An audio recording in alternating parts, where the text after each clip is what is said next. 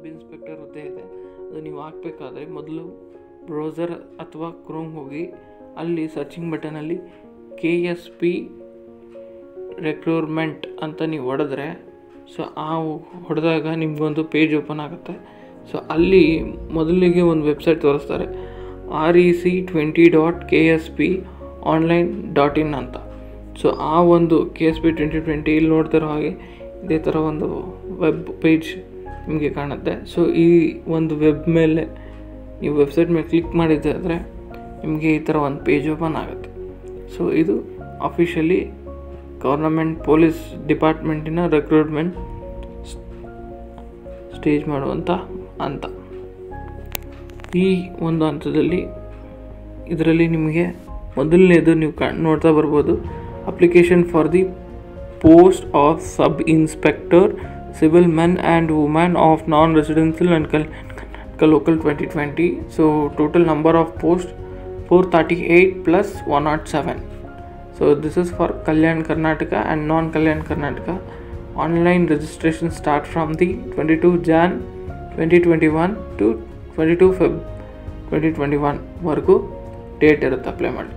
So ಇಲ್ಲಿ ನಿಮಗೆ ಒಂದು ಇದು ಕಾಣುತ್ತೆ ಸ್ಟೇಟಸ್ ಟು ನೋ ಮೋರ್ ಅಂತ. ಆ ಒಂದು ಕೆಳಗಡೆ ಸೈಡ್ ನಿಮ್ಗೆ ಇಲ್ಲಿ ಕ್ಲಿಕ್ ಹಿಯರ್ ಟು ರಿಜಿಸ್ಟರ್ ಅಂತ ಇದೆ.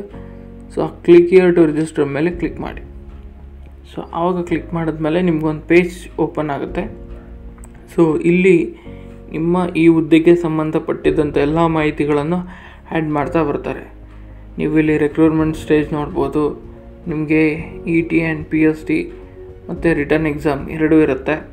ನೆಕ್ಸ್ಟು ವಯೋಮಿತಿ ಅಂತ ನಿಮ್ಮ ಏಜ್ ಹಂತದ ಬಗ್ಗೆ ಕಂಪ್ಲೀಟ್ ಮಾಹಿತಿಯನ್ನು ಕೊಟ್ಟಿರ್ತಾರೆ. ಸೊ ಜನರಲ್ ಮೆರಿಟ್ ಅವ್ರಿಗೆ 21 to 30 ಇಯರ್ಸ್ವರೆಗೂ ಇದೆ ಇವಾಗ. ಸೊ SC ST ಕ್ಯಾಟಗರಿ 1 ಅವ್ರಿಗೆ 21 to 32 ಇಯರ್ಸ್ವರೆಗೂ ನೀವು ಅಪ್ಲೈ ಮಾಡ್ತಾ ಬರ್ಬೋದು. ಸೊ ನಿಮಗೆ ಒಂದು ವೇಳೆ ಏಜ್ ಮೇಲೆ ಡೌಟ್ ಇದ್ದರೆ ಇಲ್ಲಿ ಟೈಪ್ ಮಾಡಿ. ಫಾರ್ ಎಕ್ಸಾಂಪಲ್ ನಾನು ಒಂದು ಟೈಪ್ ಮಾಡ್ತೀನಿ, 7 ಅಂತ ಟೈಪ್ ಮಾಡಿದ್ದೀನಿ.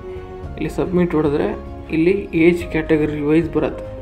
ಸೊ ಏಜ್ ಕಟ್ ಆಫ್ ಆಗಿ ಡೇಟನ್ನು ಏನು ಮಾಡಿದ್ದಾರೆ 1/4/2020ಗೆ ತೊಗೊಂಡಿರ್ತಾರೆ. ಸೊ ಅಲ್ಲಿಗೆ ನನ್ನ age 22 years 5 months and 28 days. So ಇದು ಅವರು ಕಟ್ ಆಫ್ ಮಾಡಿ ತಗೊಳ್ಳೋ ಅಂಥದ್ದು ದಿನ. ಏಜು ಕರೆಂಟ್ ಏಜ್ ಬಂದು ಟುಡೇಗಿರೋದು ಇವತ್ತು ನಾನು ವಿಡಿಯೋ ಮಾಡಿದೆ 25th 1/21ಗೆ. ಸೊ ನನ್ನ ಏಜು 23 ವರ್ಷ ಹಾಗೂ 3 ತಿಂಗಳು 22 ದಿನ ಆಗಿದೆ. ಸೊ ಇದು ನಿಮಗೆ ಡೌಟ್ ಇದ್ದರೆ ಗೊತ್ತಾಗುವಂಥ ಅಂತ ನೀವು ಇಲ್ಲಿ ನಿಮ್ಮ ಏಜನ್ನು ಟೈಪ್ ಮಾಡಿದ್ರೆ ನಿಮಗಿಲ್ಲಿ ನೋಡ್ತಾ ಬರ್ಬೋದು.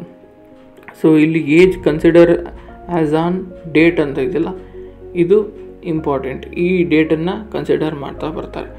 ಸೊ ಇದಾದಮೇಲೆ ನೆಕ್ಸ್ಟ್ ನಿಮಗೆ ಫೀಸ್ ಡೀಟೇಲ್ಸ್, ಶುಲ್ಕ ವಿವರ ಅಂತ ಏನಿದೆ ಇಲ್ಲಿ ಕೊಡ್ತಾ ಬಂದಿದ್ದಾರೆ.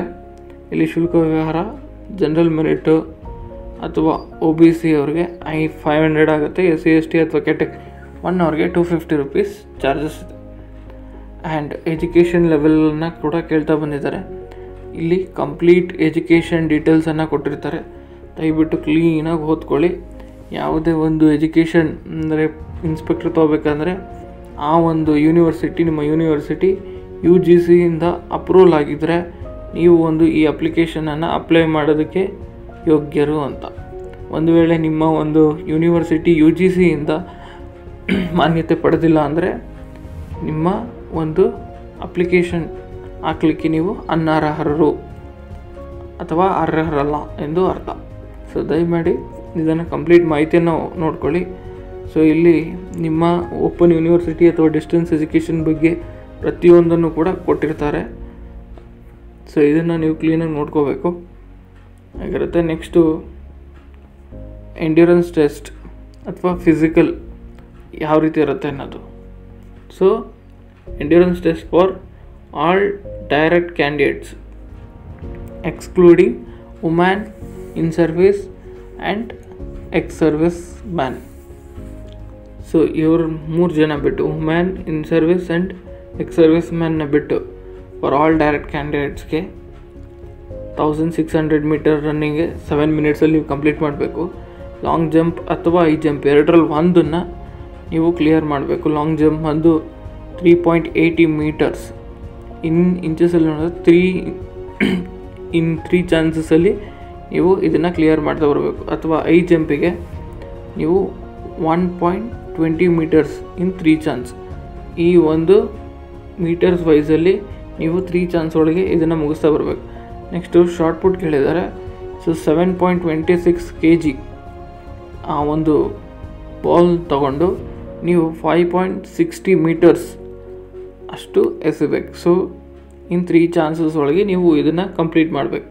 ಆವಾಗಷ್ಟೇ ನಿಮ್ಮನ್ನು ಒಂದು ಸೆಲೆಕ್ಷನ್ ವೈಸಲ್ಲಿ ನಿಮ್ಮನ್ನು ಸೆಲೆಕ್ಟ್ ಮಾಡ್ತಾ ಬರ್ತಾರೆ. ಇನ್ನು ವುಮೆನ್ಸಿಗೆ ನೋಡೋಕೆ ಹೋದರೆ 400 ಮೀಟರ್ಸ್ ರನ್ನಿಂಗ್ ಇರುತ್ತೆ, ಇನ್ 2 ಮಿನಿಟ್ಸಲ್ಲಿ ಕಂಪ್ಲೀಟ್ ಮಾಡಬೇಕು. ಲಾಂಗ್ ಜಂಪ್ ಅಥವಾ ಹೈ ಜಂಪು ಗರ್ಲ್ಸಿಗೆ 2.50 ಮೀಟರ್ಸ್ ಇನ್ 3 ಚಾನ್ಸ್, ಅಥವಾ ಹೈ ಜಂಪ್ ಆದರೆ 0.90 ಮೀಟರ್ಸ್ ಇನ್ 3 ಚಾನ್ಸ್ ಒಳಗೆ ನೀವು ಮುಗಿಸ್ತಾ ಬರಬೇಕು. ಶಾರ್ಟ್ ಪುಟ್ 4 kg ಇರುತ್ತೆ, 3.75 ಮೀಟರ್ಸ್ ಇನ್ 3 ಚಾನ್ಸ್. ಅಷ್ಟರೊಳಗೆ ನೀವು ಮುಗಿಸಿದ್ರೆ ನೀವು ಈ ಹುದ್ದೆಗೆ ಅರ್ಹರಾಗ್ತಾ ಬರ್ತೀರಿ. So very very important. So ಇದಿಷ್ಟೂ ಕೂಡ ಇಲ್ಲಿ ಕೊಡ್ತಾ ಬಂದಿದ್ದಾರೆ. Next for eligibility for men height 168 centimetre ಇರಬೇಕು and chest 186 centimetre when fully expanded. So ಇದು ಮೆನ್ನಿಗೆ ಕೇಳಿರುವಂಥದ್ದು. ಯಾರು 168ಗಿಂತ ಬಿಲೋ ಇರ್ತೀರಿ ಅವರು ಈ ಒಂದು ಹುದ್ದೆಗೆ ನೀವು ಆಯ್ಕೆ ಆಗೋದಿಲ್ಲ. ಅಥವಾ ಚೆಸ್ಟ್ ಯಾರಿಗೆ 86 ಸೆಂಟಿಮೀಟರ್ಗಿಂತ ಕಡಿಮೆ ಇರುತ್ತೋ ಅವರು ಈ ಹುದ್ದೆಗೆ ಆಯ್ಕೆ ಆಗೋದಿಲ್ಲ. ಸೊ ಜಾಸ್ತಿ ಇದ್ದರೆ ನಿಮಗೆ ಒಳ್ಳೆಯದು. If it is come to girls, so ಅವ್ರ ಹೈಟು 157 ಸೆಂಟಿಮೀಟರ್ ಫಾರ್ ವುಮೆನ್ಗೆ ತೊಗೊಂಡಿದ್ದಾರೆ. ಆ್ಯಂಡ್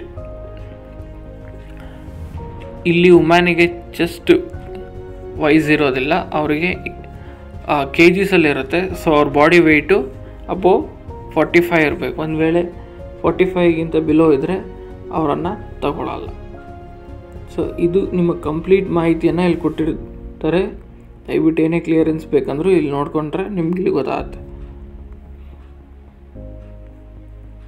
ಇನ್ನು ನೆಕ್ಸ್ಟು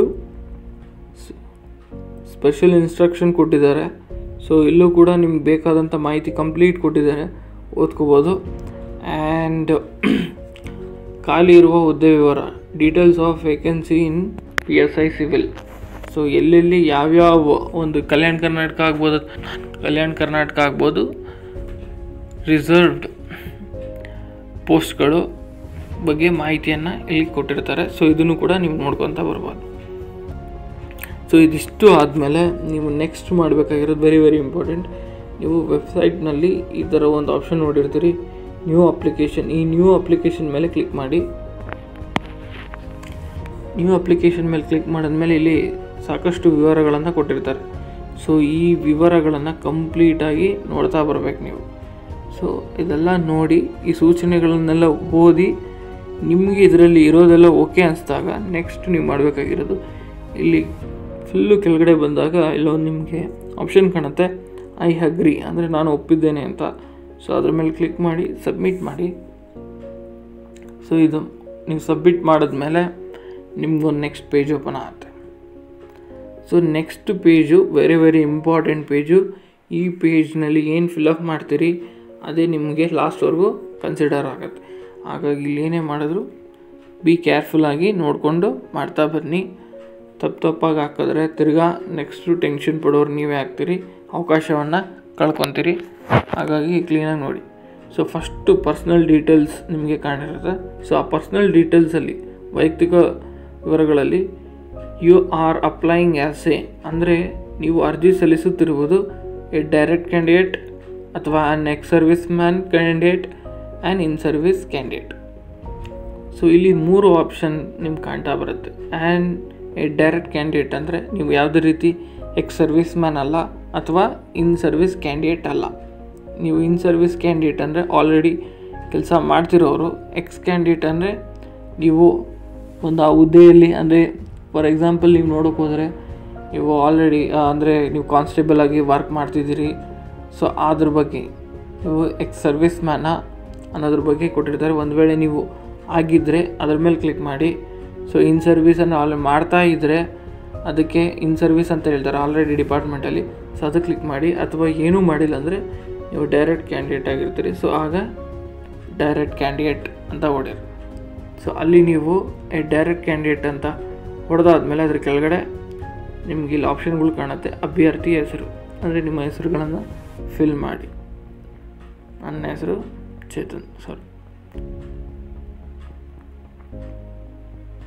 ಚೇತನ್ ನಿಮ್ಮ ಇನ್ಷಿಯಲ್ ಇದ್ದರೆ ಇನ್ಷಿಯಲ್ ಎಸ್.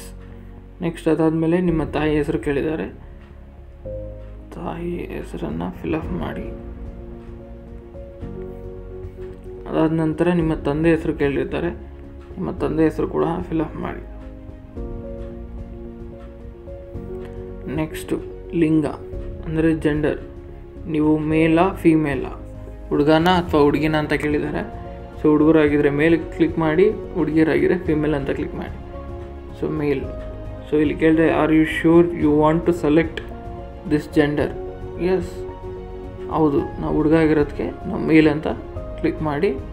ಹೌದು ನಾನು ಹುಡುಗ ಅಂದ್ಬಿಟ್ಟು ಕನ್ಫರ್ಮೇಷನ್ ಕೇಳುತ್ತೆ. ಅದಕ್ಕೆ ನೀವು ಓಕೆ ಕೊಡ್ತಾ ಬನ್ನಿ.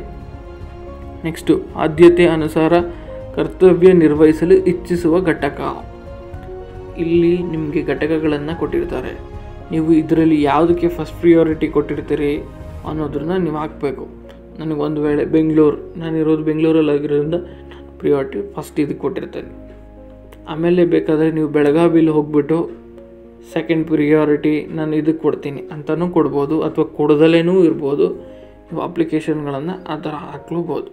ಸೊ ಹಾಗಾಗಿ ನಿಮಗೆ ಯಾವ್ದು ಬೇಕೋ ಅಷ್ಟು ಘಟಕಗಳನ್ನು ನಿಮ್ಗೆ ಎಲ್ಲೆಲ್ಲಿ ಕೆಲಸ ಮಾಡಲಿಕ್ಕೆ ಇಚ್ಛೆ ಪಡ್ತೀರಿ, ಯಾವ ಪ್ರಿಯಾರಿಟಿಲಿ ಮಾಡಲಿಕ್ಕೆ ಇಚ್ಛೆ ಪಡ್ತೀರಿ ಅನ್ನೋದನ್ನು ನೀವು ಇಲ್ಲಿ ಪ್ರಿಯಾರಿಟಿ 7ವರೆಗೂ ಕೊಟ್ಟಿದ್ದಾರೆ, ಅಲ್ಲಿವರೆಗೂ ಕೂಡ ನೀವು ಹಾಕೊಬೋದು. ನೆಕ್ಸ್ಟ್ ಇದೆಲ್ಲ ಆದಮೇಲೆ ನಿಮಗೆ ವಿಳಾಸ ಕೇಳ್ತಾ ಬರುತ್ತೆ. ಸೊ ಫಾರ್ ಎಕ್ಸಾಂಪಲ್ ವಿಳಾಸ, ಮನೆ ನಂಬರ್ ಆ್ಯಂಡ್ ನಿಮ್ಮ ಬಿಲ್ಡಿಂಗು ಅಥವಾ ನೀವಿರುವಂತಹ ಪ್ಲೇಸ್ ಹೆಸರು ಇದ್ರೆ ಟೈಪ್ ಮಾಡಿ. ಸೊ ನಾನಿರೋದು ಮನೆ ನಂಬರ್ 69 ರಾಜು ಬಿಲ್ಡಿಂಗ್ ಅಂತ ನಾನು ಟೈಪ್ ಮಾಡಿರ್ತೀನಿ. ನೆಕ್ಸ್ಟು ಬೀದಿ ಕೇಳಿದ್ದಾರೆ, ಅಂದರೆ ನೀವಿರುವ road 3rd cross.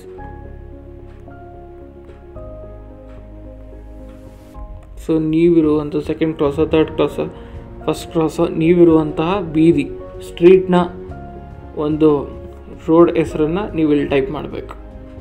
So next area ಕೇಳಿದ್ದಾರೆ. ಈಗ ಫಾರ್ ಎಕ್ಸಾಂಪಲ್ ನಾನು ಪೀಣ್ಯ ಅಂತ ಹಾಕಿರ್ತೀನಿ. ಸೊ ಇಲ್ಲಿ ಪೀಣ್ಯ ಫಸ್ಟ್ ಅಂತ ಹಾಕಬೇಕು ಅಥವಾ ಸೆಕೆಂಡ್ ಅಂತ ಹಾಕಿ. ಸೊ ಕಂಪ್ಲೀಟಾಗಿ ನೀವು ಅಲ್ಲಿ ಟೈಪ್ ಮಾಡಿರ್ಬೇಕು. ನೆಕ್ಸ್ಟು ನಿಮ್ಮ ಏರಿಯಾ ಆದಮೇಲೆ ತಾಲೂಕು ಕೇಳಿದರೆ, ತಾಲೂಕು ಯಾವ್ದು ಬರುತ್ತೆ? ನಮ್ಮದು ಬ್ಯಾಂಗ್ಳೂರ್ ನಾರ್ತ್ ಬರುತ್ತೆ. ಸೊ ನಾನು ಬ್ಯಾಂಗ್ಳೂರ್ ನಾರ್ತ್ ಅಂತ ಕ್ಲಿಕ್ ಮಾಡಿರ್ತೀನಿ.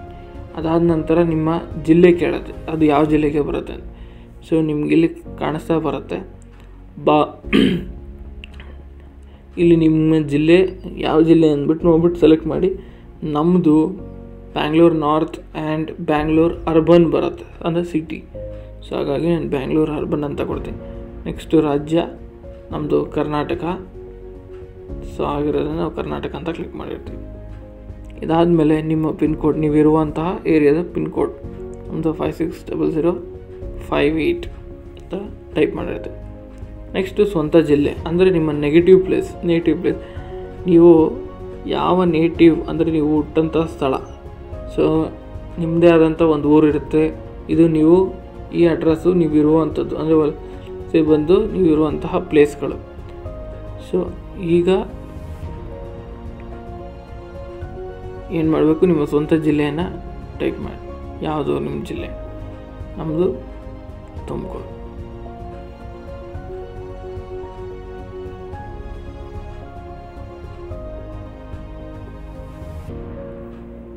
ನೆಕ್ಸ್ಟು ತುಮಕೂರು ಆದಮೇಲೆ ಈ ಇಮೇಲ್ ಅಡ್ರೆಸ್ ಕೇಳಿದೆ.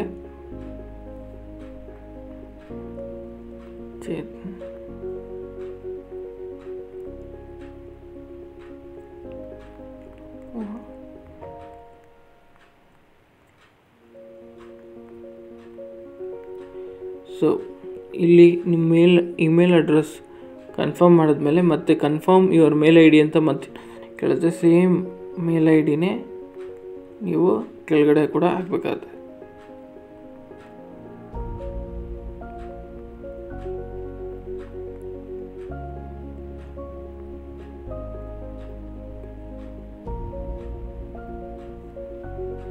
ಸೊ ಇಲ್ಲಿ ನಮ್ಮ ಮೇಲ್ ಐ ಡಿ ಹಾಕಿದ್ಮೇಲೆ ನಿಮ್ಮ ಮೊಬೈಲ್ ನಂಬರನ್ನು ಟೈಪ್ ಮಾಡ್ತಾ ಬನ್ನಿ. ಏನಕ್ಕಂದರೆ ಈ mobile number mail I D ಬಹಳ ಮುಖ್ಯ. ಸೊ ಈ ಮೊಬೈಲ್ ನಂಬರಿಗೆ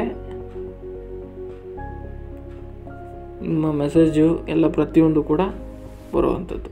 ಸೊ ಹಾಗಾಗಿ very very important. Okay, mobile ನಂಬರ್ನ ನೀವು ಟೈಪ್ ಮಾಡ್ತೀರಿ. ನೆಕ್ಸ್ಟ್ ಅದೇ ಕನ್ಫರ್ಮ್ ಮೊಬೈಲ್ ನಂಬರ್ ಅಂದ್ರೆ ನೀವು ಏನು ಟೈಪ್ ಮಾಡಿರ್ತೀರಿ ಅದನ್ನು ನೀವು ಕನ್ಫರ್ಮ್ ಮಾಡಬೇಕು. ನೆಕ್ಸ್ಟ್ ನಿಮ್ಮ ಆಧಾರ್ ಕಾರ್ಡ್ ನಂಬರನ್ನು ಟೈಪ್ ಮಾಡಿ. ಸೊ ಫಾರ್ ಎಕ್ಸಾಂಪಲ್ ನಾನು ಇಲ್ಲಿ ಹಾಕಿದ್ದೀನಿ. ಸೊ ನಿಮ್ಮ ಆಧಾರ್ ಕಾರ್ಡಲ್ಲಿರುವಂಥ ನಂಬರನ್ನು ಟೈಪ್ ಮಾಡಿ. ಇದಿಷ್ಟು ನಿಮ್ಮ ಅಡ್ರೆಸ್ನ ಡೀಟೇಲ್ಸ್. ಸೊ ಇದಾದಮೇಲೆ ನೀವು ಮಾಡಬೇಕಾಗಿರೋದು details for your reservation. So ಮೀಸಲಾತಿಗಳ ವಿವರ ಅಂದರೆ ಇಲ್ಲಿ ನೀವೇನು ಮಾಡಬೇಕಂದ್ರೆ ಇಲ್ಲಿ ನಿಮ್ಮ ಪ್ರವರ್ಗ ಕೇಳ್ತಾರೆ, ಅಂದರೆ ಕ್ಯಾಟಗರೀಸ್. ನಿಮ್ಮ ಒಂದು ಏಜ್ ಅಂದರೆ ಕ್ಯಾಸ್ಟ್ ಸರ್ಟಿಫಿಕೇಟ್ ಏನು ಮಾಡಿಸಿರ್ತೀರಿ ಅದರಲ್ಲಿ ಈ ಡೀಟೇಲ್ಸ್ಗಳಿರುತ್ತೆ. ಸೊ ಹಾಗಾಗಿ ನಿಮಗೆ ಕ್ಯಾಸ್ಟ್ ಸರ್ಟಿಫಿಕೇಟ್ ಇದ್ರೇ ಈ ಒಂದು ಅಪ್ಲಿಕೇಶನನ್ನು ಆಗ್ಲಿಕ್ಕೆ ಸಾಧ್ಯ. ಹಾಗಾಗಿ ಕ್ಯಾಸ್ಟ್ ಸರ್ಟಿಫಿಕೇಟನ್ನು ತೆಗೆದು ನೋಡಿ, ಅಲ್ಲಿ ಕ್ಯಾಟಗರಿ ಕೊಟ್ಟಿರ್ತಾರೆ. ಆ ಕ್ಯಾಟಗರಿಲಿ ನಿಮ್ದು ಯಾವ ಕ್ಯಾಟಗರೀಸ್ ಬರುತ್ತೆ ಅನ್ನೋದನ್ನು ನೋಡಿ. ST ಅಥವಾ SC ಬಂದರೆ ST ಹಾಕಿ, ಯಾವ್ದು ಬರುತ್ತೋ ಅದು ಹಾಕಿ. 3A 3B ಅದರಲ್ಲಿ ಕೊಟ್ಟಿರ್ತಾರೆ. So you have choose a 3A. Caste certificate must be between 1/4/2015 to 1/4/2020 in form of F, valid only 5 years. So ಈ ಡೇಟಿಂದ ಈ ಡೇಟ್ ಒಳಗೆ ಮಾಡಿಸಿರ್ಬೇಕು. ಒಂದು ವೇಳೆ ಈ ಡೇಟ್ ನಂತರ ಮಾಡಿಸಿದ್ರು ಪ್ರಯೋಜನಕ್ಕೆ ಬರಲ್ಲ, ಅಥವಾ ಈ ಡೇಟಿಂದ ಮುಂಚೆ ಮಾಡಿಸಿದ್ರು ಪ್ರಯೋಜನಕ್ಕೆ ಬರಲ್ಲ. ಹಾಗಾಗಿ ಇವ್ರು ಏನು ಕೊಟ್ಟಿರ್ತಾರೆ ಆ ಡೇಟ್ ಒಳಗೆ ನಿಮ್ಮ ಒಂದು ಕ್ಯಾಸ್ಟ್ ಸರ್ಟಿಫಿಕೇಟ್ ಮೆನ್ಷನ್ ಆಗಿರಬೇಕು. ಸೊ ವೆರಿ ವೆರಿ ಇಂಪಾರ್ಟೆಂಟ್, ನೀವು ಇದನ್ನು ಮಾಡಿಸ್ತಾ ಬರಬೇಕು. ಅದು ಹಾಕಿದ ಮೇಲೆ ಇಲ್ಲಿ ನಿಮ್ಮ ಒಂದು ಫೀಸ್ ಡೀಟೇಲ್ಸ್ ಬಂದುಬಿಡುತ್ತೆ ಇಮಿಡಿಯೇಟ್. ಒಂದು ವೇಳೆ ನೀವು SC ST ಆಗಿದ್ರೆ 250 ಇರುತ್ತೆ, ಅಥವಾ ನೀವು ಅದರ್ಸ್ ಆಗಿದ್ರೆ 500. ಈಗ 3A ಕ್ಲಿಕ್ ಮಾಡಿರೋದ್ರಿಂದ 500 ಬಂದಿರುತ್ತೆ. ನೆಕ್ಸ್ಟ್ ಉಪಜಾತಿ ಇಲ್ಲಿ ನಿಮಗೆ ಯಾವುದು ಅಂದರೆ ನೀವು ಗೌಡಾಸ್ ಆಗಿದ್ರೆ ಗೌಡಾಸು, ಒಂದು ವೇಳೆ ಬೇರೆ ಇನ್ಯಾವ್ದಾರು ಆಗಿದ್ರೆ ಕುರುಬಾಸು, SC ST ಆಗಿದ್ರೆ ನೀವು ನಾಯಕ, ಅಥವಾ ಅದರಲ್ಲಿ ಇರುವಂಥ ಮಾಹಿತಿಗಳನ್ನು ನೀವು ಕ್ಲಿಕ್ ಮಾಡ್ತಾ ಬನ್ನಿ. ಸೊ ಹಾಗಾಗಿ ಇದು ವೆರಿ ವೆರಿ ಇಂಪಾರ್ಟೆಂಟು. ಸೊ ಒಂದು ವೇಳೆ ನೀವು ಇನ್ನೂ ಯಾರಿಗಾದ್ರೂ ಡೌಟ್ ಇದ್ದು ನೀವು ST ಅಂತ ಇದ್ದರೆ ದಯವಿಟ್ಟು ಅದನ್ನೇ ಕ್ಲಿಕ್ ಮಾಡಿ, ST ಅಂತಲೇ ಸೆಲೆಕ್ಟ್ ಮಾಡಿ. ಸೊ ಇದರಲ್ಲಿ ನಾಯಕ್ ಅಂತ ಅದರ ಒಂದು ವೇಳೆ ನೀವು ನಾಯಕರು, ಸೊ ಆ ಥರ ನಿಮ್ಮ ಒಂದು ಉಪಜಾತಿ ನಿಮಗೆ ಗೊತ್ತಿರುತ್ತೆ, ಅದನ್ನು ಟೈಪ್ ಮಾಡ್ತಾ ಬನ್ನಿ. ಸೊ ನೀವು ಇಶ್ಯೂ ಮಾಡಿದಂತಹ ಡೇಟು 2020 ಒಳಗಡೆ, ನಾನು ಫಾರ್ ಎಕ್ಸಾಂಪಲ್ 10/10/2016 ಅಂತ ಹಾಕಿರ್ತೀನಿ. ಸೊ ಅಲ್ಲಿ ನೀವು ಡೇಟನ್ನು very very important, caste certificate ಮೇಲಿರುವಂಥ ಡೇಟನ್ನೇ ಮೆನ್ಷನ್ ಮಾಡಿರಬೇಕು. ಆಮೇಲೆ ಇದೆಲ್ಲ ರೀಕರೆಕ್ಷನ್ ಮಾಡಬೇಕಂದ್ರೆ ಭಾರಿ ತಲೆನೋವು ಇರುತ್ತೆ. ಹಾಗಾಗಿ ಪ್ರತಿಯೊಂದು ಪಾಯಿಂಟನ್ನು ನೋಡ್ಕೊಂಡು ಮಾಡ್ತಾ ಬನ್ನಿ. Next height of the candidate ಅಂತ ಕೇಳಿದ್ದಾರೆ, ಅಂದರೆ ನಿಮ್ಮ ಎತ್ತರ. ನಮ್ಮದು 175 ಇರೋದ್ರಿಂದ ನಾನು 175 ಹಾಕಿದ್ದೀನಿ. ನಿಮಗೆ ಗೊತ್ತಿರುತ್ತೆ ನಿಮ್ಮ ಸೆಂಟಿಮೀಟ್ರಲ್ಲಿ ಎಷ್ಟಿರ್ಬೇಕಂತ. ಸೊ ನೀವು ಮಿನಿಮಮ್ ಅಂದರೆ 160 ಇರಲೇಬೇಕು. ಆ್ಯಂಡ್ 160 ಅಬೋವ್ ಕೇಳಿದ್ದಾರೆ, ದಯವಿಟ್ಟು ಅಷ್ಟಿದ್ರೆ ಮಾಡಿ. ಅದರಿಂದ ಕೆಳಗಡೆ ಇದ್ದರೆ ಅಪ್ಲಿಕೇಬಲ್ ಆಗಲ್ಲ, ನೀವು ರಿಜೆಕ್ಟ್ ಆಗ್ತೀರಿ ಈವನ್. ಆ್ಯಂಡ್ ಫಾರ್ ಫೀಮೇಲ್ಗೆ 157 ಮೇಲಿರಬೇಕು. ಒಂದು ವೇಳೆ 157ಗಿಂತ ಕೆಳಗಡೆ ಇದ್ದರೆ ನೀವು ರಿಜೆಕ್ಟ್ ಆಗ್ತೀರಿ. ಹಾಗಾಗಿ ನೋಡ್ಕೊಂಡು ಆಗ್ತಾ ಬನ್ನಿ. ನೆಕ್ಸ್ಟು ನೀವು ಕರ್ತವ್ಯದಲ್ಲಿ ಶಾಶ್ವತವಾಗಿ ದೈಹಿಕ ವಿಕಲತೆ ಅಥವಾ ಮರಣ ಹೊಂದಿದ ಮಾಜಿ ಸೈನಿಕ ಕುಟುಂಬಕ್ಕೆ ಸೇರುವಿರಾ? ನಿಮ್ಮ ತಂದೆ ತಾಯಿ ಯಾರಾದರೂ ಅಂದರೆ ಆಲ್ರೆಡಿ ವರ್ಕಲ್ಲಿದ್ದು ಅವ್ರಿಗೇನಾದರೂ ತೀರೋಗಿದ್ದರೆ ಸೊ ಆ ಒಂದು ಕುಟುಂಬಕ್ಕೆ ನೀವೇನಾದರೂ ಸೇರಿರ್ತೀರ ಅಥವಾ ನಿಮ್ಮ ಫ್ಯಾಮಿಲಿ ಆದರೂ ಅಂಥವ್ರು ಇದ್ದರೆ ನೀವು ಎಸ್ ಅಂತ ಕ್ಲಿಕ್ ಮಾಡಿ. ಇದ್ದರೆ ಕ್ಯಾಂಡಿಡೇಟ್ ಮಸ್ಟ್ ಬಿ, ಇಲ್ಲ ಅಂದರೆ ನೋ ಅಂತ ಕ್ಲಿಕ್ ಮಾಡಿ. ಸೊ ಎಸ್ ಅಂತ ಕ್ಲಿಕ್ ಮಾಡಿದ್ರೆ ಅದರ ಒಂದು ಸರ್ಟಿಫಿಕೇಟ್ ಕಂಪ್ಲೀಟ್ ನೀವು ಇಲ್ಲಿ ಹಾಕ್ಬೇಕಾಗಿರುತ್ತೆ. ಸೊ ರಿಲೇಷನ್ಶಿಪ್, ಅವ್ರಿಗೆ ಯಾವ ರೀತಿ ರಿಲೇಷನ್ಶಿಪ್, ಹೆಂಡತಿನ ಅಥವಾ ಏನು ಗಂಡನ ಅಥವಾ ನೀವು ಮಕ್ಕಳ. So it's depends. ಸೊ ಕರ್ತವ್ಯ ಶಾಶ್ವತ ವಿಕಲತೆ ಹೊಂದಿದ್ದಾರಾ ಅಥವಾ ಕರ್ತವ್ಯ ನಿರ್ವಹಿಸುವಾಗಲೇ ಮರಣ ಹೊಂದಿದರೆ ಹೌದು ಅಂತ ಹಾಕಿ. ಇಲ್ಲ ಅವರು ಅದಾದಮೇಲೆ ಒಂದು ವೇಳೆ ಕರ್ತವ್ಯದಲ್ಲಿ ಇರಲಿಲ್ಲ, ಆವಾಗ ತೀರೋಗಿದ್ರೆ ನೋ ಅಂತ ಕ್ಲಿಕ್ ಮಾಡಿ. ಸೊ ಇದು ವೆರಿ ವೆರಿ ಇಂಪಾರ್ಟೆಂಟು ಒಂದು ವೇಳೆ ಎಸ್ ಆಗಿದ್ದರೆ. ಸೊ ಆ್ಯಂಡ್ ಇಲ್ಲಿ date of issue depend on certificate, ಅವಲಂಬಿತ ಪ್ರಮಾಣ ಪತ್ರ ವಿತರಣಾ ದಿನಾಂಕವನ್ನು ನೀವು ಅಲ್ಲಿ ಮೆನ್ಷನ್ ಮಾಡಬೇಕು. ಇದೆಲ್ಲ ಲಾಸ್ಟಿಗೆ ನಿಮ್ಮ ಒಂದು ಮೆಡಿಕಲ್ ಕಾಲ್ ಲೆಟ್ರಲ್ಲಿ ಅಪ್ಡೇಟ್ ಆದಮೇಲೆ ಫೈನಲಿಗೆ ನಿಮ್ಮ ಒಂದು ಸರ್ಟಿಫಿಕೇಟ್ ವೆರಿಫಿಕೇಷನ್ ಟೈಮಲ್ಲಿ ಇದೆಲ್ಲ ಕೇಳ್ತಾರೆ. ಹಾಗಾಗಿ ಈ ಸರ್ಟಿಫಿಕೇಟ್ಸ್ ಎಲ್ಲ ವೆರಿ ವೆರಿ ಇಂಪಾರ್ಟೆಂಟು. ಇದ್ದರೆ ಹಾಕಿ, ಇಲ್ಲಾಂದರೆ ದಯವಿಟ್ಟು ಅಂತಾನೆ ಕ್ಲಿಕ್ ಮಾಡಿ. ಅದಿಲ್ಲ ಅಂದರೆ ನೀವು ಅಲ್ಲಿ ರಿಜೆಕ್ಟ್ ಆಗ್ತೀರಿ. ಸೊ ಹಾಗಾಗಿ ಇದ್ದರೆ ಎಸ್ ಅಂತ ಹಾಕಿ, ಇಲ್ಲ ಅಂದರೆ ನೋ ಅಂತ ಹಾಕಿ. ನೆಕ್ಸ್ಟು ಗ್ರಾಮೀಣ. ನೀವು ಒಂದು ವೇಳೆ ಗ್ರಾಮೀಣ ವಿದ್ಯಾರ್ಥಿಗೆ ಆಗಿದ್ದರೆ ಎಸ್ ಅಂತ ಹಾಕಿ, ಇಲ್ಲ ನಾವು ರೂರಲ್ ಆಗಿದ್ದರೆ ನೋ ಅಂತ ಹಾಕಿ. ಸೊ ನಾವು ನೋ ಅಂತ ಹಾಕ್ತಾರೆ. ನೆಕ್ಸ್ಟ್ ನೀವು ಕನ್ನಡ ಮಾಧ್ಯಮದಲ್ಲಿ ಓದಿದ್ರೆ, ನೀವು ಒಂದು ವೇಳೆ ಕನ್ನಡ ಮಾಧ್ಯಮದಲ್ಲಿ ಓದಿದರೆ ಎಸ್ ಅಂತ ಕ್ಲಿಕ್ ಮಾಡಿ, ಇಲ್ಲ ಅಂದರೆ ನೋ ಅಂತ ಕ್ಲಿಕ್ ಮಾಡಿ. ಸೊ ನಾನು ಅಂತ ಕ್ಲಿಕ್ ಮಾಡ್ತಾಯಿದ್ದೀನಿ. ಸೊ ಒಂದು ವೇಳೆ ಇದ್ದರೆ ಎಸ್ ಅಂತ ಕ್ಲಿಕ್ ಮಾಡಿ, ಅಲ್ಲಿ ಡೇಟ್ ಮೆನ್ಷನ್ ಮಾಡಿರಬೇಕು.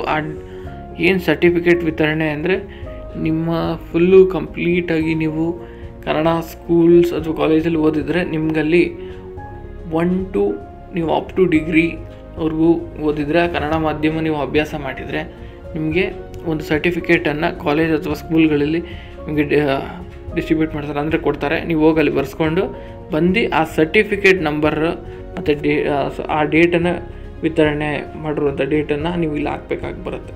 So very important. ನಾನು ಮಾಡಿಲ್ಲ, ನೋ ಅಂತ ಕ್ಲಿಕ್ ಮಾಡ್ತೀವಿ. ಒಂದು ವೇಳೆ 5ನೇ ಕ್ಲಾಸ್ವರೆಗೂ ಇಂಗ್ಲೀಷ್ನಲ್ಲಿ ಓದಿ ಆಮೇಲೆ ನೀವು ಕನ್ನಡದಲ್ಲಿ ಓದಿದ್ರು ಇದು ಅಪ್ಲಿಕೇಬಲ್ ಆಗಲ್ಲ. ಸೊ ಕಂಪ್ಲೀಟ್ ಫಸ್ಟ್ ಸ್ಟ್ಯಾಂಡರ್ಡಿಂದ ನೀವು ಅಪ್ ಟು ಡಿಗ್ರಿವರೆಗೂ ಕನ್ನಡ ಮೀಡಿಯಮ್ ಓದಿದರೆ ಎಸ್ ಅಂತ ಕ್ಲಿಕ್ ಮಾಡಿ.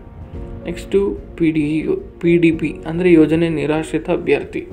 ಯೋಜನೆ ನಿರಾಶ್ರಿತರು ಅಂದರೆ ನಿಮಗೆ ಎಲ್ಲ ಸವಲತ್ತುಗಳನ್ನು ಅನುಭವಿಸಲಾಗದೆ, ನೀವು ಸರ್ಕಾರದ ಸವಲತ್ತುಗಳನ್ನು ಕೂಡ ಆಗದೆ ನೀವು ಅದರಿಂದ ನಿರಾಶ್ರಿತರಾಗಿದ್ದರೆ ದಯವಿಟ್ಟು ಎಸ್ ಅಂತ ಕ್ಲಿಕ್ ಮಾಡಿ, ಇಲ್ಲ ಅಂದರೆ ನೋ ಅಂತ ಕ್ಲಿಕ್ ಮಾಡಿ.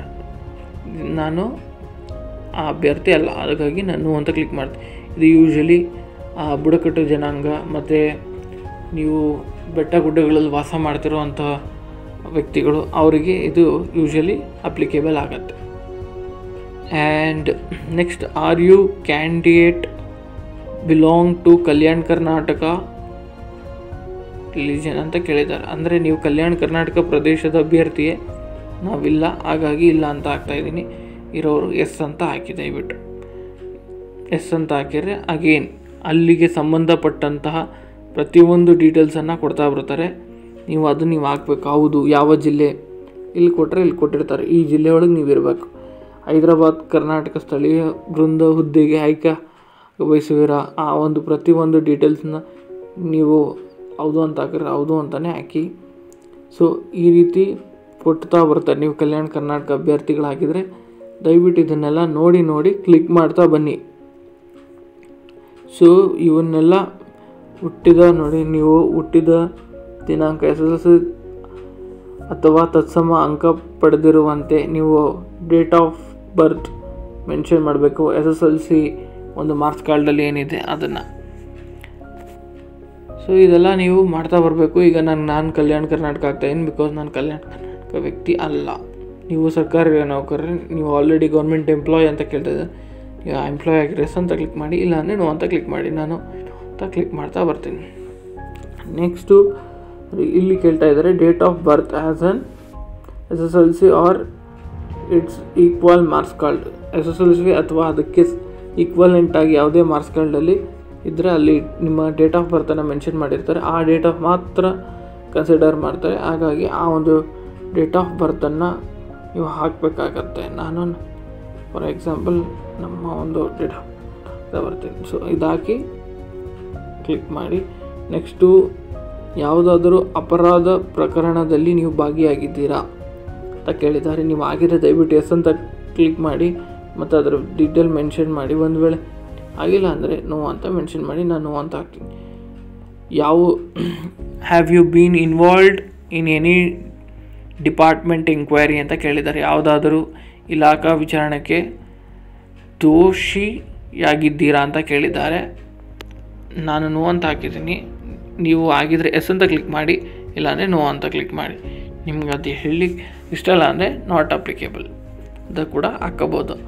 Have you been convicted in criminal case ಅಂತ ಕೇಳಿದ್ದಾರೆ. ನೀವು ಅಪರಾಧ ಮೊಕದ್ದಮೆಯಲ್ಲಿ ಶಿಕ್ಷೆಗೆ ಒಳಪಟ್ಟಿರುವಿರಾ? ಎಸ್ ಆಗಿದೆ ಎಸ್ ಅಂತ ಹಾಕಿ, ನೋ ಆಗಿದೆ ನೋ ಅಂತ ಹಾಕಿ. ನಾನು ನೋ ಅಂತ ಹಾಕ್ತಾ ಬರ್ತೀನಿ.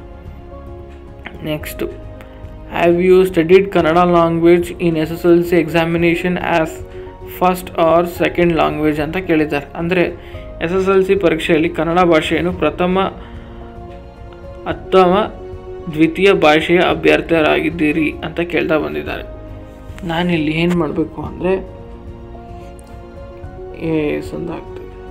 ನಾನು ಇಲ್ಲಿ ಕನ್ನಡ ಭಾಷೆಯ ಪ್ರಥಮ ಅಥವಾ ದ್ವಿತೀಯ ಭಾಷೆಯಲ್ಲಿ ಕಲ್ತಿರ್ತೀನಿ ಅಂತ ಅರ್ಥ. ಹೌದು, ನಮ್ಮ ಫಸ್ಟ್ ಲ್ಯಾಂಗ್ವೇಜು ಕನ್ನಡ ಇದ್ದಿದ್ದರಿಂದ ಇದನ್ನು ಕ್ಲಿಕ್ ಮಾಡಿ. ದಯವಿಟ್ಟು ನೀವು ಫಸ್ಟ್ ಲ್ಯಾಂಗ್ವೇಜು ಕನ್ನಡ ಇಂಗ್ಲೀಷ್ ಇಲ್ದಲೇ ಬೇರೆ ಇದ್ದರೆ, ಹಿಂದಿ ಅಥವಾ ಬೇರೆ ಯಾವುದಾದ್ರು ಪ್ರಿಕಾಷನ್ ಕೊಟ್ಟಿದ್ರೆ ನೋ ಅಂತ ಕ್ಲಿಕ್ ಮಾಡಿ. ನಾನು ಆಗಿರೋದ್ರಿಂದ ಎಸ್ ಅಂತ ಕ್ಲಿಕ್ ಮಾಡ್ತಾಯಿದ್ದೀನಿ. ಪ್ರಥಮ ಅಥವಾ ದ್ವಿತೀಯ ಭಾಷೆಯ ಅಂತ ಕೇಳಿದ್ದಾರೆ. ಹೌದು, ನಮಗೆ first language Kannada, second language English ಇತ್ತು. ಹಾಗಾಗಿ ನಾವು ಇದನ್ನು ಸೆಲೆಕ್ಟ್ ಮಾಡಿದ್ದೀವಿ. Next, are you degree holder of equivalent qualification from recognised university. Obviously ನೀವು ಡಿಗ್ರಿ ಮಾಡಿಲ್ಲ ಅಂದರೆ ಕೆಲಸವೇ ಸಿಗಲ್ಲ. ನಾನು ಮಾಡಿದ್ದೀನಿ, ಹಾಗಾಗಿ ಎಸ್ ಅಂತ ಹಾಕೋಣ. ಸೊ ಯಾವ ಪದವಿ, ನಿಮ್ಮ ಡಿಗ್ರಿ ಯಾವ ಡಿಗ್ರಿ ಅಂತ ಕೇಳ್ತಾ ಇದ್ದಾರೆ. ನಮ್ಮದು ಸರ್ BA. ನೆಕ್ಸ್ಟು ನೀವು ಉತ್ತೀರ್ಣರಾದ ವರ್ಷ ಅದನ್ನು ಕ್ಲಿಕ್ ಮಾಡಿ. ಯಾವ ವರ್ಷದಲ್ಲಿ ಆಗಿದ್ದೀರಿ ಅಂತ. ನಮ್ಮದು 2016 ಆಗಿದೆ ಹಾಕೋಣ. ನೆಕ್ಸ್ಟು ಇದಾದ ನಂತರ ನೀವು ಸಾಮಾನ್ಯ have you updated your degree from a regular university or distance or open.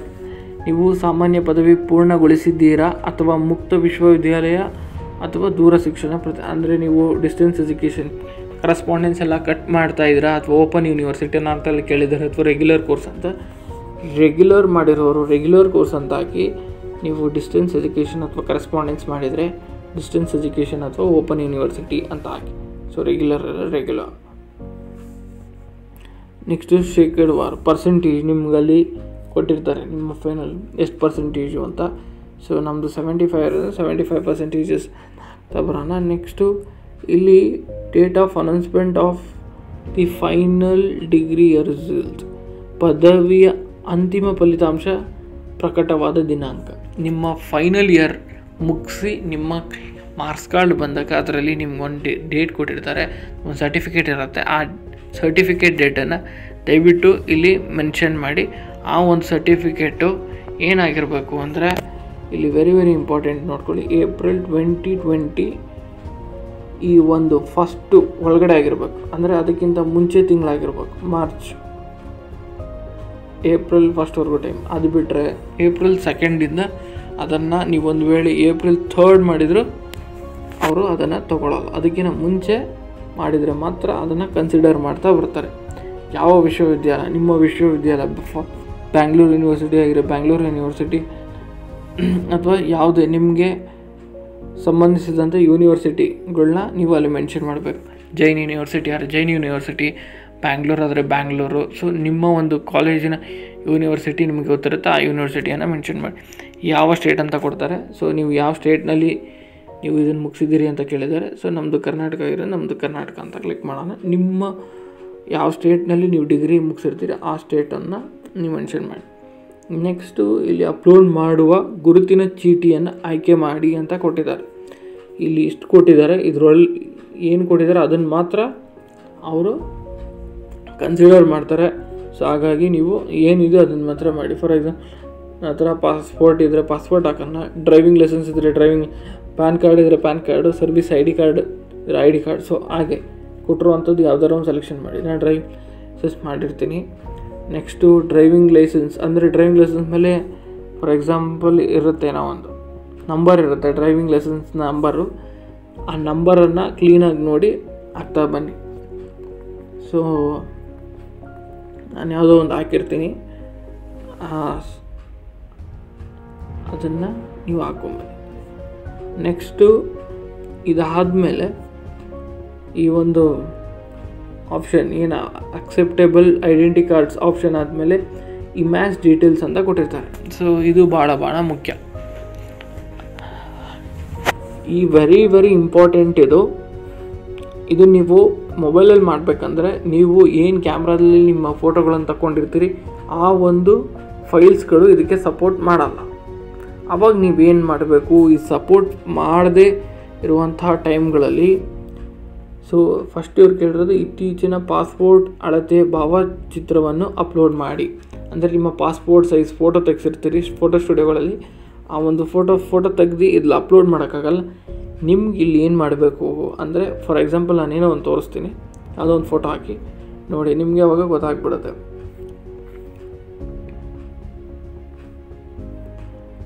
So ಒಂದು ವೇಳೆ ನಾವು ಈ ಫೋಟೋ ಹಾಕಿ ಡನ್ ಮಾಡಿದ್ವಿ, ಯಾವುದೋ ಒಂದು ರ್ಯಾಂಡಮ್ ಆಗಿ ತೆಗ್ದು ನೋಡಿ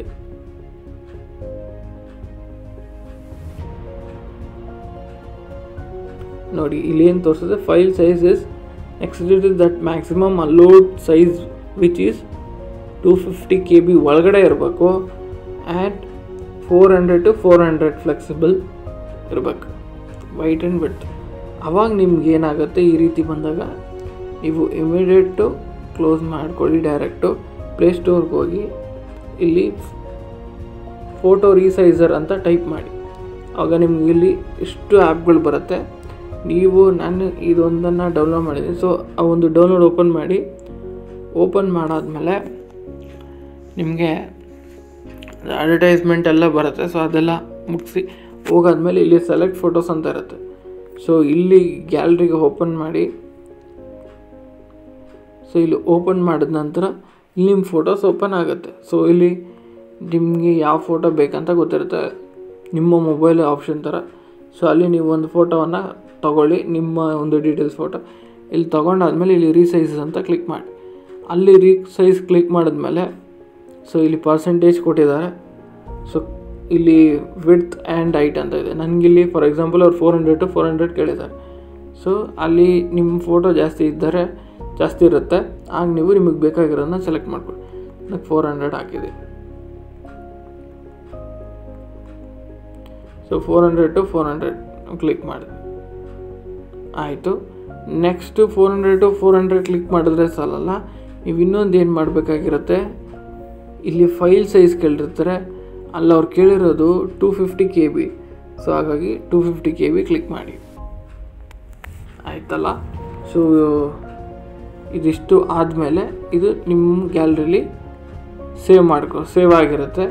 ಸೊ ಅವಾಗ ನೀವೇನು ಮಾಡಬೇಕು, ಹೋಗಿ ಮಾಮೂಲಿ ಆ ಒಂದು ಪೇಜ್ಗೆ ಹೋಗಾದ್ಮೇಲೆ ನೀವೇನು ಮಾಡಬೇಕು, ಇಲ್ಲಿ ಚೂಸ್ ಫೈಲ್ ಅಂತ ಕೇಳಿದೆ. ಫಾರ್ ಎಕ್ಸಾಂಪಲಿಗೆ ತೋರಿಸ್ತಾ ಇರೋದು ನಾನು ಅದನ್ನು ಮಾಡಿದ್ದೀನಿ. ಸೊ ಫಸ್ಟ್ನೇದು ಮಾಡಿದ್ದೆ ಅದು. Okay, done.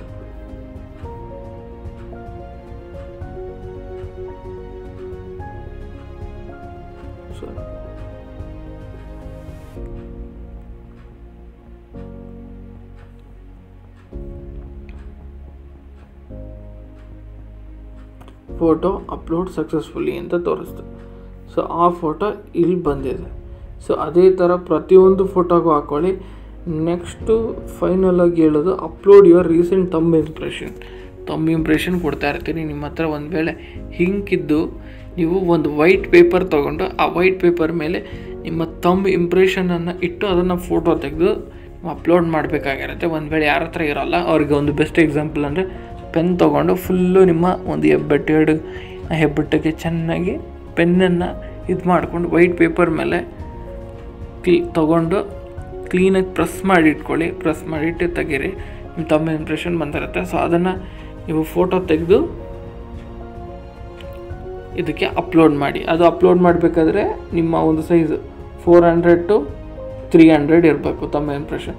ಸೊ ಅಲ್ಲಿ ನಾನು ಹೇಳಿದಾಗೆ ಆ ಒಂದು ಆ್ಯಪಿಗೆ ಹೋಗಿ ರೀಸೈಸರ್ಗೆ ಆ ಆ್ಯಪ್ನಲ್ಲಿ ನಿಮ್ಗೆ ಬೇಕಾದಂತಹ ಫೈಲ್ಸ್ಗಳನ್ನು ಸೆಲೆಕ್ಟ್ ಮಾಡಿಕೊಂಡು ಅಪ್ಲೋಡ್ ಮಾಡಿ. ಎಲ್ಲ ಆದಮೇಲೆ ಎಲ್ಲ ಕರೆಕ್ಟಾಗಿದೆಯಾ ನೋಡ್ಕೊಳ್ಳಿ. ಒಂದು ಮಿಸ್ಟೇಕ್ ಆದ್ರೂ ನಿಮಗೆ ಭಾರಿ ಪ್ರಾಬ್ಲಮ್ಸ್ ಆಗುತ್ತೆ. ಅವಾಗ ನೀವೇನು ಮಾಡಬೇಕಾಗತ್ತೆ, ಮತ್ತು ನೀವು ಪೋಸ್ಟ್ಗಳಲ್ಲಿ ಕಳಿಸಿ ಅಥವಾ ಅವ್ರು ಕಾಲ್ ಮಾಡಿ ರೀಕರೆಕ್ಷನ್ ಭಾರಿ ಕಷ್ಟ ಆಗಿರೋದ್ರಿಂದ ಎಲ್ಲ ನೋಡಿ ಕ್ಲೀನಾಗಿ ಮಾಡಿ.